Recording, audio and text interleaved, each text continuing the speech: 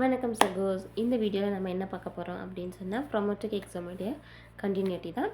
ப்ரொமோட்டிக் எக்ஸாமுக்கு நீங்கள் அப்ளை பண்ணுறதுக்கு முன்னாடி உங்களுடைய டேட்டா ஃப்ளோ நீங்கள் மஸ்ட்டாக பண்ணியிருக்கணும். நீங்கள் ஊர்லேருந்தே டேட்டா ஃப்ளோ பண்ணிட்டும் வரலாம். பட் ஆனால் அங்கேருந்து பண்ணிட்டு வந்தாலுமே உங்களுடைய ஹாஸ்பிட்டல்ஸ்லேருந்து மேக்ஸிமம் ஹாஸ்பிட்டல்ஸில் இங்கேருந்து திரும்பவும் அவங்க டேட்டா ஃப்ளோ பண்ணுவாங்க. சரிங்களா? அதுக்கு பெட்டர் நீங்கள் இங்கேருந்து வந்து பண்ணுறதே பெட்டர் தான். பட் ஆனால் என்ன, கொஞ்சம் உங்களுக்கு டைம் டிலே ஆகும். ஸோ அந்த டைமில் நீங்கள் உங்களுடைய எக்ஸாமுக்கான ப்ரிப்பரேஷன்ஸை ஸ்டார்ட் பண்ணிவிடுங்க. வெயிட் பண்ண வேண்டாம். டேட்டா ஃப்ளோ முடிஞ்சதுக்கப்புறமா உங்களுடைய ப்ரொமோட்டிக் எக்ஸாமுக்கு நீங்கள் அப்ளை பண்ணலாம். முன்ன மாதிரி இல்லை, இப்போ குறைச்சிட்டாங்க. 4 hours 100 மல்டிபிள் சாய்ஸ் கொஷின்ஸ் தான். பட் ஆனால் நீங்கள் 70% ஸ்கோர் பண்ணால் தான் உங்களுக்கு வந்து அந்த எக்ஸாம்ஸ் கிளியர் பண்ண முடியும்.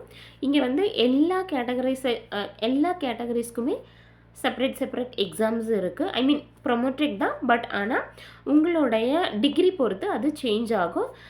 இப்போ நீங்கள் பிஎஸ்சி முடிச்சிருக்கீங்க, எம்எஸ்சி அப்படின்னு சொன்னால் அது வந்து நர்ஸ் ஸ்பெஷலிஸ்ட்லேயும், ஜிஎன்எம் அதுக்கு கீழே இருக்கிறவங்க வந்து டெக்னீஷியன் அப்படின்ற கேட்டகரியிலையும் வந்து ப்ரொமோட்டிக் எக்ஸாம்ஸ் வந்து கண்டக்ட் பண்ணுவாங்க. ரெஸ்பிரேட்டரி தெரபிஸ்ட்டு, ரேடியோலஜிஸ்ட்டு, டாக்டர்ஸ் இவங்க எல்லாருக்குமே வந்து அவங்களுடைய இதுக்கு தகுந்த மாதிரி செப்பரேட்டு ப்ரொமோட்டிக் எக்ஸாம்ஸ் இருக்குது.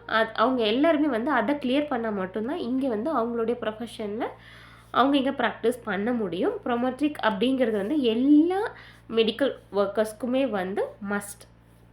சரிங்களா? அது இல்லாமல் நம்மளால் இங்கே ப்ராக்டிஸ் பண்ண முடியாது. ஸோ இந்த 4 ஹவர்ஸில் ஃபர்ஸ்ட் 2 ஹவர்ஸ்க்கு அப்புறமா உங்களுக்கு ஒரு பிரேக் டைம் கொடுப்பாங்க. 10 minutes ஐ திங்க். நீங்கள் வந்து ரிலாக்ஸ் பண்ணலாம், போகலாம். அதுக்கப்புறம் வந்து திரும்பவும் நீங்கள் கண்டினியூ பண்ணுற மாதிரி இருக்கும். இல்லை எனக்கு பிரேக் வேண்டாம் அப்படின்னு சொன்னால் நீங்கள் உங்களுடைய எக்ஸாம்ஸை அப்படியே நீங்கள் கண்டினியூ பண்ணலாம். நீங்கள் எக்ஸாம்ஸை முடிக்கிற டைமை பொறுத்து நீங்கள் 4 hours அங்கே வெயிட் பண்ணணும் அப்படின்ற அவசியம் கிடையாது. சீக்கிரமாகவே முடிச்சிட்டீங்க அப்படின்னு சொன்னால் நீங்கள் சீக்கிரமாகவே வந்துடலாம். அதே மாதிரி அந்த 4 ஹவர்ஸை 100 கொஷின்ஸ்க்கு பர் மினிட்க்கு ஐ மீன் அப்போ ஒரு பர் கொஷின்ஸ்க்கு எவ்வளோ டைம் நீங்கள் எடுத்துக்கணும் அப்படிங்கிறத கால்குலேட் பண்ணி நீங்கள் ப்ராக்டிஸ் பண்ணுங்கள். ஒரே கொஷினை 10 நிமிஷம் 15 நிமிஷம் எல்லாம் உட்காந்து வாச்சிட்டு இருந்தோம் அப்படின்னு சொன்னால் நம்மளால் அதுக்கான ஆன்சர்ஸ் வந்து கரெக்டாக சூஸ் பண்ணுறதும் கஷ்டம். அதுக்கப்புறம் பின்னாடி நமக்கு தெரிஞ்ச கொஷின்ஸ் இருந்தால் அதையும் நம்ம விடுற மாதிரி சுச்சுவேஷன்ஸ் வரும். ஸோ அதனால் நீங்கள் ஒரு கொஷின் இன்னொரு கொஷின்ஸ்க்கு ஸ்கிப் பண்ணி வந்தாலும் திரும்பவும் நீங்கள் அந்த கொஷின்ஸை பேக் போயிட்டு சேவ் பண்ணுறதுக்கு முன்னாடி பேக் போயிட்டு நீங்கள் அதுக்கான ஆன்சர்ஸை வந்து கொடுக்கலாம், ரீசெக்கும் பண்ணலாம். ஸோ அதனால் டைம் நிறைய வேஸ்ட் பண்ணாமல் அடுத்த கொஷினை ஸ்கிப் பண்ணி ஆன்சர் பண்ண ஆரம்பிங்க. பட் மேக்ஸிமம் ஸ்கிப் பண்ணுறதை மினிமைஸ் பண்ணுங்கள். ஏன்னா நீங்கள் நிறைய கொஷின்ஸை ஸ்கிப் பண்ணிகிட்டே போனீங்கன்னா உங்களுக்கு எல்லாமே வந்து பண்ணி முடித்த மாதிரி, ஐ மீன் ஆல்ரெடி ஆன்சர்ஸ் பண்ண மாதிரி ஒரு தாட் இருக்கும். பட் லாஸ்ட்டில் உங்களுக்கு டைமும் இல்லை அப்படின்னும் போது நீங்கள் எத்தனை கொஷின்ஸ் மிஸ் பண்ணீங்க அப்படின்றது உங்களுக்கு தெரியாது. ஏன்னா உள்ளே வந்து நமக்கு எதுவுமே அலர்ட் கிடையாது. ஈவன் நீங்கள் ஸ்பெக்ஸ் போட்டிருக்கீங்க அப்படின்னாலுமே அந்த ஸ்பெக்ஸை வாங்கி ஈச் அண்ட் எவ்ரிதிங் அவங்க செக் பண்ணுவாங்க. சரிங்களா? அதே மாதிரி நீங்கள் எந்த திங்ஸுமே வந்து அந்த எக்ஸாம் ஹால்குள்ளே கொண்டு போக முடியாது. இது வந்து computerise based multiple choice question exams தான்.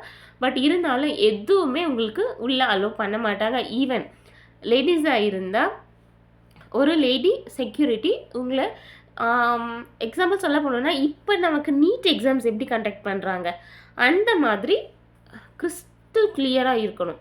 அப்படி செக் பண்ணிட்டு தான் அதுக்கப்புறமா உங்களை எக்ஸாம் சென்டருக்குள்ளே அலோவ் பண்ணுவாங்க. அதே மாதிரி நீங்கள் பிரேக்காக வரீங்க அப்படின்னு சொன்னால் பிரேக் முடிச்சதுக்கப்புறம் நீங்கள் போகும்போதும் அதே மாதிரி தரவாக செக் பண்ணிட்டு தான் உங்களை திரும்ப உள்ளே விடுவாங்க. நீங்கள் ஃபஸ்ட்டு போகும்போதே உங்களுடைய திங்ஸ் பேக்ஸ் எல்லாத்தையுமே வந்து தனியாக ஒரு லாக்கரில் வாங்கி லாக் பண்ணிவிட்டு அந்த கீ வந்து செக்யூரிட்டிக்கிட்டே இருக்கும். நீங்கள் திரும்ப ரிட்டர்ன் வரும்போது அதை வாங்கி செக் பண்ணிவிட்டு கொண்டு வரலாம். இந்த மெத்தடில் தான் இங்கே வந்து எக்ஸாம்ஸ் கண்டக்ட் பண்ணுறாங்க. நெக்ஸ்ட் வந்து இந்த எக்ஸாம் முடிஞ்சு நமக்கு ரிசல்ட்ஸ் எப்படி இருக்கும், அதனுடைய ரினியூவல் எப்படி அப்படிங்கிறத எல்லாத்தையுமே கண்டினியூஸாக வீடியோஸ் வரும், மறக்காமல் பாருங்கள். தேங்க்ஸ் ஃபார் வாட்சிங். Support me. Bye bye.